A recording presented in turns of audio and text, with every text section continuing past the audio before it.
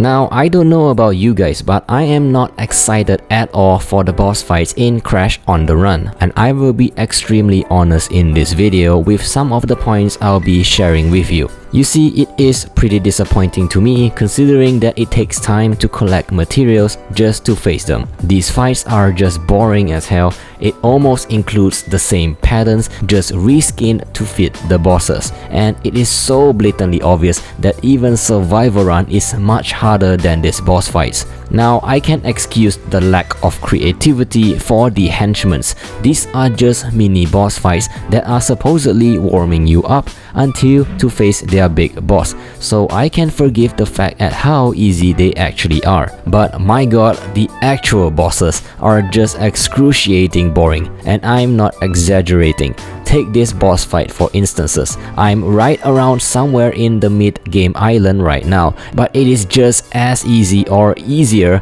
as the very first end boss fight that I fought. Heck, in fact, every single one of the big bosses feels 90% the same. It is very slow paced, it is painfully easy to dodge their attacks, and even mini bosses like the pink elephant provides at least some sort of reason to pay attention to its last minute obstacle change. Even that have a little bit of challenge. This is the perfect example of the bosses being in the game just to be a fan service and not aim at providing fun to the players, and I have no doubt that this is one of the core reasons at why people are saying that Crash on the Run is a cash grab. I'm actually pretty surprised that King has a huge roster of Crash Bandicoot in this game. It is great for them and for us as fans of this series, but none of them feels unique, and I doubt that later in the game, these boss fights will not feel any different, and I want King to change that. I want King to give all the bosses some sort of massive buff. Increase the speed if you need to.